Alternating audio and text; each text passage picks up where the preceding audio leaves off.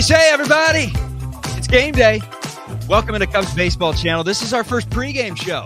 The people said you're a one-trick pony. You can only do the prospect profiles with Pete Crow Armstrong live on show. We said no. They said you guys can't do postgame, so we did a postgame. They said you won't have David Kaplan on, so we have him scheduled tomorrow. That's a tease. We also do pregame shows as the Cubs and White Sox set to duel at 7:05 Wrigley Field. Oh, what a matchup.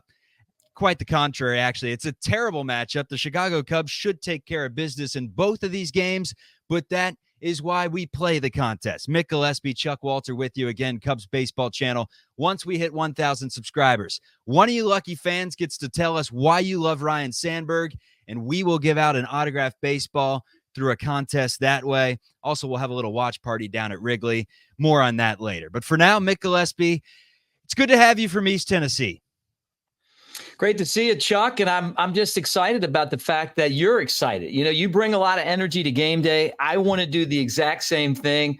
It's the Cubs and the White Sox, and we say this a lot, but I really do believe it. You got to throw out the records. The White Sox are going to come into Wrigley. They're going to want to spoil the Cubs' good momentum, and the Cubs want to continue what they did last time these two teams met up. That's win both games, and in one of them maybe rip out the heart of the White Sox, because the Cubs did that in the game. They were way behind, and they came back to win, and they grabbed their heart out of there. The White Sox are Indiana Jones in the Temple of Doom right now. Or I guess the Cubs are, peering over the corner and just seeing, that's the White Sox right now. The heart has been ripped out. We've heard of the clubhouse turmoil that apparently, according to Lance Lynn, is a little bit overstated. But it definitely sounds like there's some a lack of cohesion in that clubhouse, and you've seen it with the different managers, and you wonder how long the current skipper's going to last.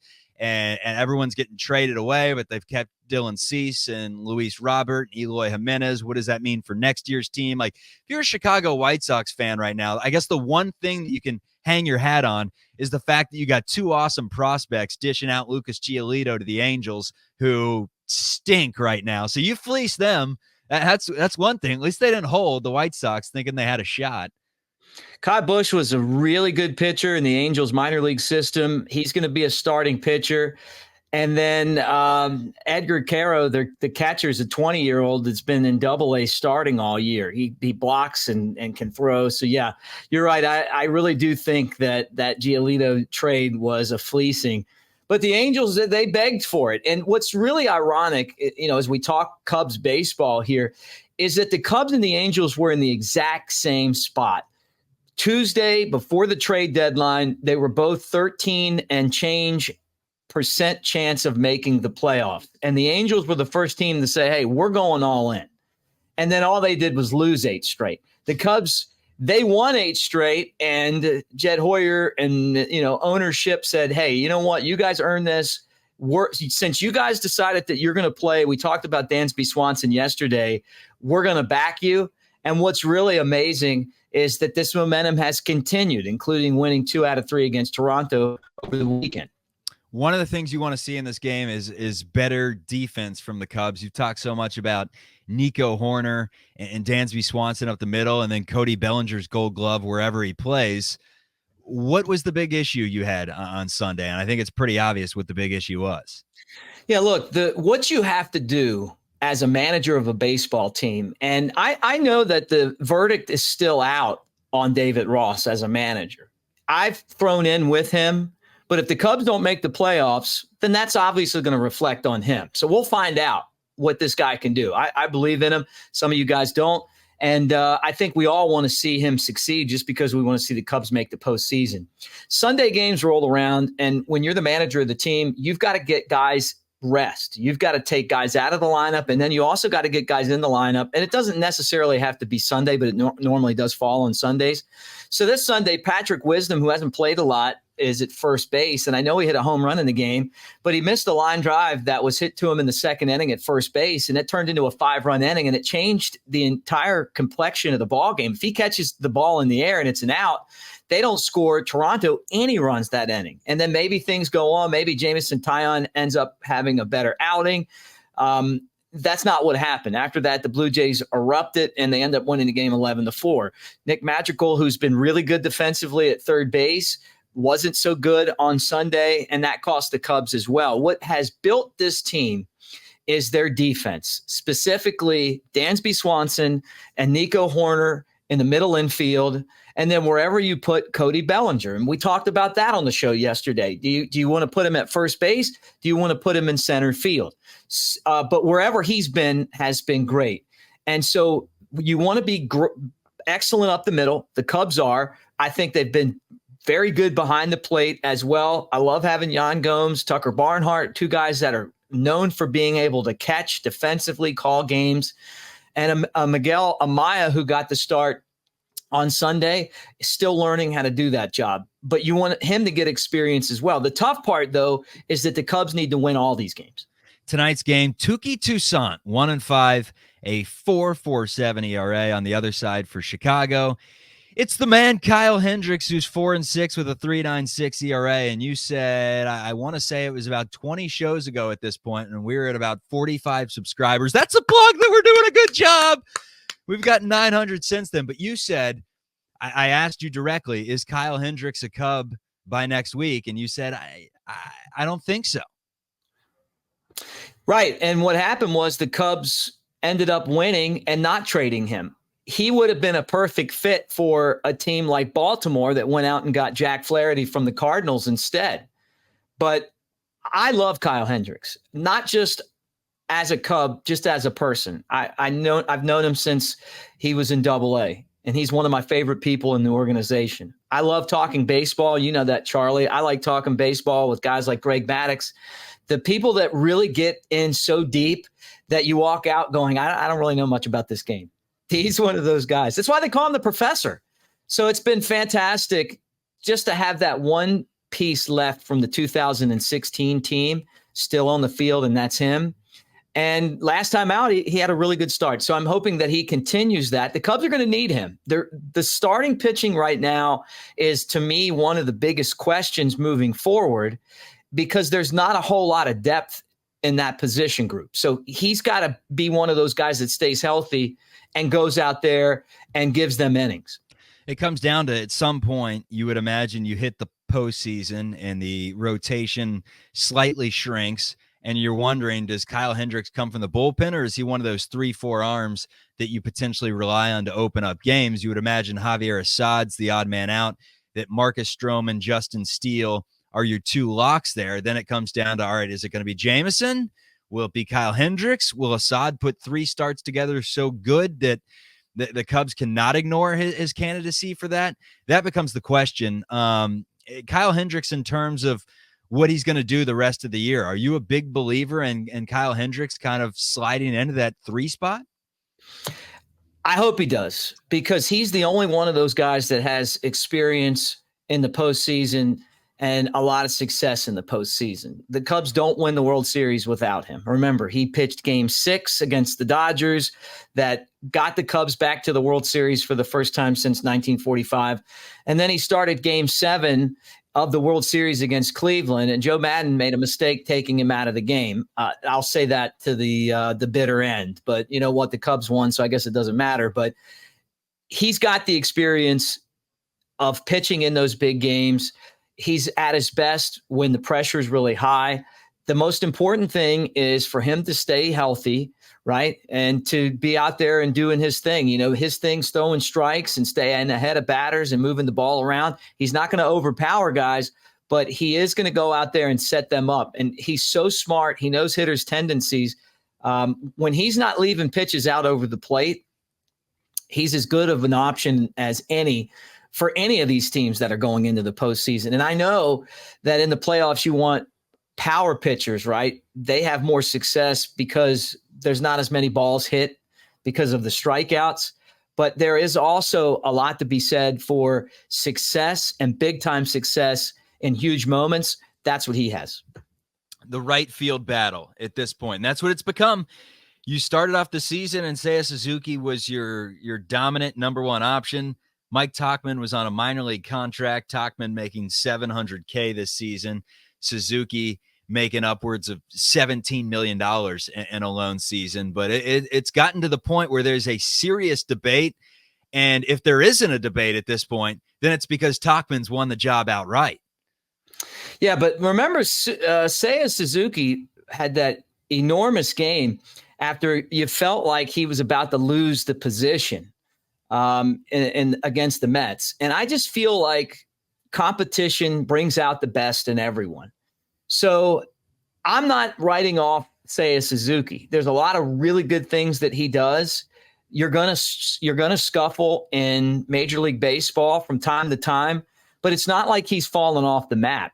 He's just struggled a little bit. And then on top of that, Mike Tauchmann's been awesome. But, how long does that continue? His track record tells you that over the course of time, he gets exposed. So this is a battle that'll continue. What we've seen is that instead of playing Cody Bellinger in center field, you can get them both in the lineup by putting Bellinger at first. The problem with that is that you lose his defense in center field. That's why we highlighted the Cubs' top prospect, Pete Crow Armstrong, who I believe eventually, and I mean eventually as in this season, if the Cubs are in the race late, they're going to bring him up just to provide a spark. And besides that, he's better defensively than any other option that you have besides maybe Bellinger. And I'm telling you, the guy's a Gold Glove winner in the minor leagues. I think that translates to the big leagues. So keep an eye out for that in this same conversation. But as things sit right now, I don't think that Tauchmann has taken the job from Seiya. I think that it's, almost like a platoon situation. Did I just see a web gem from you? No, I dropped it. What was that? That's my computer charger. I thought it was going to be something worse than that. I tried to catch it. I thought you snagged it. I have about a 980 fielding percentage typically when I'm getting ready to drop something. I snap. I got the hot soup on the tray at Panera. Whoa! Like Spider-Man grabbing that thing. Hey, our producer, Sam Valenti's back in Tempe. He's at Arizona State. Congratulations on making it to your – how old is he? Is he a senior at this point? No, I think he's a sophomore. Well, congratulations on making it to your sophomore year. You're still in college, Sam, so if you're watching the show, hooray! If not, you're fired. I'll give you a few seconds to pull up the standings, Mick, because you're producing. We'll see how long this takes. And while he does this, I'm going to tell you a good story about Mick. So in 2017, the lone year that we worked together, I'm still going to tell you the story, even though you got the standings up pretty quick. Mick had this thing where he wanted to get his voice deeper. His voice isn't rich enough. He wants a grizzly voice like your man right here. And he's kind of got, hey, everybody, what do you say? So what Mick did is before every single game, he'd go out and he'd take a cigar to the face. He said, that'll get my voice nice and rich. So he'd take a cigar to the face. One time in Jackson, Tennessee, the infrastructure wasn't there. He got locked out of the booth. I'm calling the game. I can't hear him. He's banging on the door. Hey, let me in. Came in just obviously like it worked. Obviously it worked, right? Those Rocky Patels, they didn't pay off, right? That's so funny. Yeah, about 300 of those things over the course of a couple of seasons. So we have the standings up. Yeah, let's start with the wild card. Here's the latest wild card, and then we'll go to the division standings because we're going to talk about the teams that the Cubs are playing. But Philadelphia, 2.5 games up. They're a team that got to the World Series last year. San Francisco is a half a game up. They've been scuffling. They've only won 3 out of their last 10, right? And I just don't see the Marlins making the postseason. And I know right now they hold that playoff spot. But look at the Cubs. They've either been tied or they're really close. The Reds are right there with them. And to me, the Diamondbacks are in a deep dive, going backwards the wrong way. They've lost 8 out of 10, and I just don't see them getting it turned around. But Corbin Carroll, who was the lock for NL Rookie of the Year, is just sputtered. He's hitting like 200 in the second half of the season, hasn't homered since July 23rd. So, not good for the Diamondbacks right now. Yeah, so, I mean, when you look at this, what do you think? I think Cincinnati doesn't scare me. Now, next year, I think the Reds are the team to beat in the Central with some of the talent they have and Marte, their third baseman, who I wouldn't say fleece the Mariners for because the Mariners still got Luis Castillo, but that ended up looking like a pretty good trade. They'll have Marte. They'll have Spencer Steer. They'll have Ellie De La Cruz. They'll have Matt McClain. Their infield set. They have Ken Griffey Jr. coming off the books. They have Mike Moustakas coming off the books, potentially Joey Votto coming off the books. I mean, the Reds have a king's ransom to go out there and spend money on pitching, almost like they did years ago when they went out and got they got Trevor Bauer through trade, but they got Nick Castellanos. They got Mike Moustakas, who was supposed to be good. The Reds got Shogo Akiyama, who was supposed to be really good and just wasn't. They went out and got Wade Miley. They got Pedro Strop. Like, Reds could have that type of offseason where they pull out the Daddy Warbucks money and really add to this young talent that they already have in the minor leagues. And I didn't even mention Christian Encarnacion Strand, who's supposed to be good too. And then Jonathan India could be trade bait for them. So the Reds moving forward, as of this year, I think it's the Cubs, man. I think it's the Cubs to take the Central, unless the Brewers really just keep their foot on the gas and run away with this thing. Because if they keep winning, if they over the next 40 games or whatever it may be, win 600, have a 600 winning percentage, the Cubs probably aren't going to catch them because they already have a nice little 3.5 game lead. It becomes to that shortened COVID season where you were like 2 weeks in 2020 and you're 4-5 games back and you're like, all right, we're toast. There's not a lot of time left. Yeah, look, I mean, Milwaukee's been playing, and I feel like, playing on borrowed time. I mean, but you can't argue. They've won 7 out of 10 games. They've beaten the teams they're supposed to beat. They've been some really tough, hard-fought wins. But now the schedule gets tough for them. And let's start with the Brewers, because tonight out on the West Coast, they'll be at the Dodgers. They're a huge underdog in that game. And Milwaukee is the team that the Cubs are chasing right now. Yeah, Adrian Hauser on the mound for Milwaukee. For the Dodgers, it's Bobby Miller. And the spread in that one, the line, minus 220 in favor of the Dodgers. So if you think Milwaukee's going to win and keep up these fortunate times where they're winning games by 1 run and coming back late, then I would hop on Brewers money line because it is a juicy right now. Cincinnati Reds play the Cleveland Guardians, and the Guardians are really this year, even though they're up there for the AL Central. Cleveland has really dominated this series for the last decade. When I was doing Reds pre and post a couple of years ago, I think it was 2015 or 2014, maybe even before that, the last time the Reds have taken an Ohio Cup from Cleveland. So much like the White Sox and the Cubs, you could say throw out the records for this one. Cleveland could easily take a couple from Cincinnati. Ashcroft against Allen, the pitching matchup. Yeah, I mean, look, but the Reds, if they're going to get back in the mix, and let me put this back up again, they're going to have to start winning some ball games. They've won just 3 of their last 10, and they're still tied with the Cubs, but it just doesn't feel like that. It just feels like their bullpen is so weak. It's hard for them to hold leads. Valenti just gave me a call. He says, fellas, I'm not producing. You're getting the train off the tracks. Let's finish this show in under 20 minutes. So we have our Cubs props. Yes, if you are a degenerate gambler, warm up your hands because now's the time for you. If you're not a degenerate gambler, please subscribe, and still listen to us talk about some of these lines because why not? First of all, who you going with hitting a home run tonight? I'll give you the odds afterwards. We talked about this. I'm going to put mine on Dansby Swanson.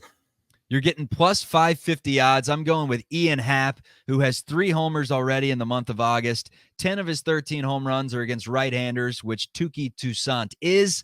I'm getting plus 600 odds that Ian Happ leaves the yard today. As for Kyle Hendricks' game props, let's start off with his total outs. It's at 18.5, the over-under. That would put him at 6 1/3, would cash your ticket. Over under 6 1/3 from Kyle Hendricks. Yeah, I'm going to go under. I think even if he had a good outing today, that this is the time of year where you're going to rest guys. So I'm guessing that they're probably not going to want him to pitch throw as many pitches or throw as many innings and save bullets. Under. How about his 2.5 earned runs, the over or under? I take the over on that. I think he could have a good game and still give up 3 runs. Okay. And then finally, we're finishing with the strikeouts. It's at 3.5 right now. Yeah, and I'm going to take the over. I think he's going to have a good game tonight, and I think that'll happen with strikeouts. I feel like it'll be a high-scoring game, and so he might give up some runs, but I think the Cubs will score runs as well. So the formula's been give up 6 and score 9. Hey, winning formula. It seems to be working at this point. The Cubs keep on rolling. They look to continue that tonight against the Chicago White Sox at Wrigley Field. It's 7:05 Central Time. We got this pregame show done pretty early, Mick. I may just head down to Wrigley, grab myself one of those big bats. Do it. Start the Cup Snake tonight. Okay. I'll get some bleacher seats. I'll see what they're running for right now on StubHub. That's a subtle plug. If someone from StubHub's listening, you could sponsor our show. We're still looking for sponsors. And look, interactive too. Before we get off here, I want to know for those of you that watch the entire show, if you like cold beer, I want you to tell me what your favorite Ballpark beer is in the comments section. And how about what's yours, Charlie? Ballpark beer? Yeah. I mean, what kind of ballpark we talking about? We talking about like Wrigley, somewhere like Wrigley. I mean, like what would it be? Like Coors Light? You a Bud Light guy? Are you like old style? I'm king of beers. I'm going Budweiser. You going Bud Heavy? Bud Heavy or Michelob. You know, people talk down on Michelob, but I see a lot of people drinking it. So it's like McDonald's back in the day where everyone's like, ew. You like McDonald's, and they sell 1 billion burgers a year, so someone's lying. Yeah, I like the Goose Island. Look, I'm an IPA guy. I also like Yingling Lager, but they don't sell that everywhere. But I'm not a ball game. You can't beat an ice cold Coors Light as well. But if I had to pick one at Wrigley today, give me a Coors Light. I'm in for that.